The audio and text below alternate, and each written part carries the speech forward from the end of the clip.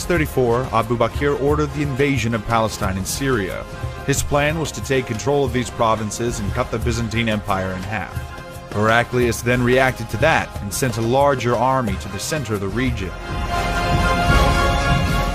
The best Muslim commander, Khalid ibn al-Walid, who previously operated in the Sasanian territory, joined the army. Heraclius traveled from Emesa to Antioch and started recruiting a new army to stop the invaders along the Yarmouk River.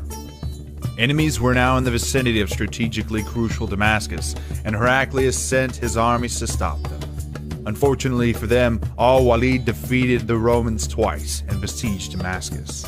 Damascus fell at the beginning of September.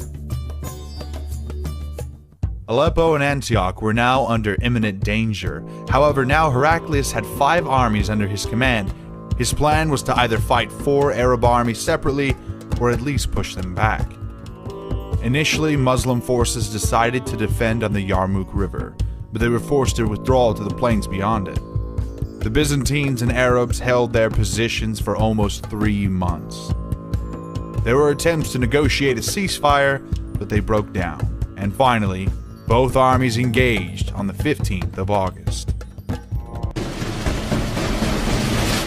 The leader of Byzantine was Armenian General Vayan.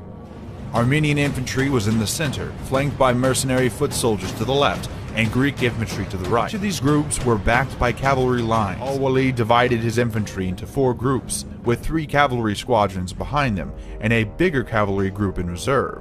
Arab troops had lighter armor, but compensated that with a higher mobility. It should also be said that the Roman army was international and multi-confessional. The Arab army, however, worshipped one religion and consisted of one ethnicity, so the latter had a substantial edge regarding morale. On the first day, the elite warriors on both sides dueled each other, and it is said that the Muslims won most of the battles and killed many rival officers. At noon, Vayan sent 1/3 of his infantry forward for a reconnaissance action, and in some areas began pushing the Arabs back. Eventually, units returned to their original positions.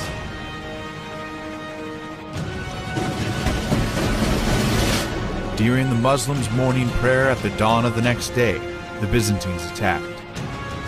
Vayan's plan was to tie down the enemy center and use a numerical advantage on the flanks.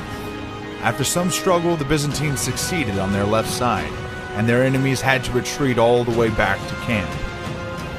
Sources claim that camp followers and even the wives of the Muslims joined the defense, and that allowed the defenders to drive the Byzantines back. The Arabs also had to retreat on the left, but eventually took back most of the lost territory, as al-Walid led his cavalry to the area. The Byzantine plan had failed, as the Muslim reserve counterattacked their center, and they had to retreat to restore the front.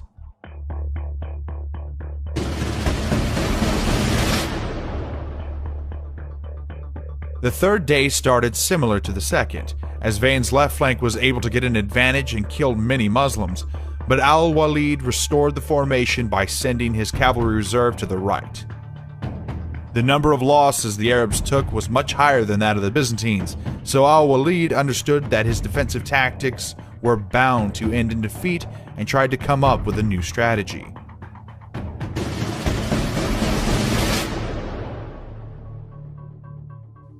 The Byzantine leader was sure that his tactics were working and decided to attack the left once more. And as in the previous days, his forces were able to drive the enemy all the way back to camp. This time, the right-center group of the Arabs also had to retreat, and it seemed that the breakthrough would happen soon. Al-Walid had to save the day.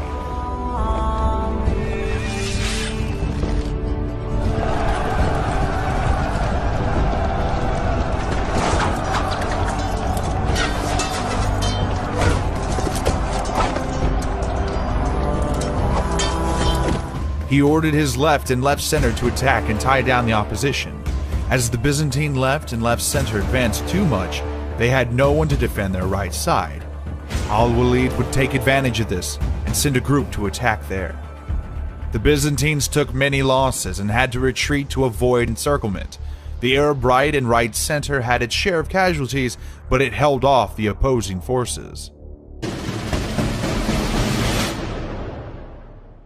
Vayan decided to ask for a ceasefire on the 5th day, but his counterpart empathetically declined, as he was sure that his army was on the verge of victory. Instead, al-Walid sent a cavalry squadron to secure the closest bridge, and now the Byzantines had no way to retreat. He concentrated his remaining cavalry on the right flank.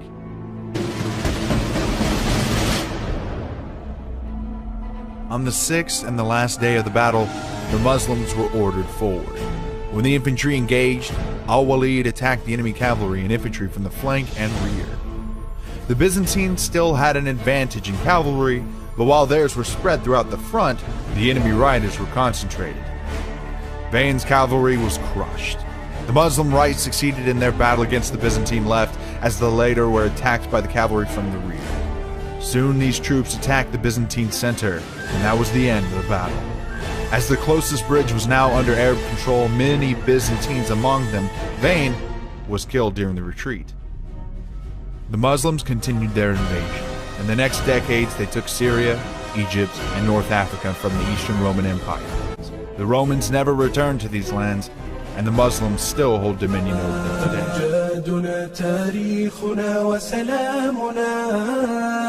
إسلامنا ملأ الوجود جمالا فاسأل خيول العز حين تسابقت ترنو السلام فتوجت أبطالا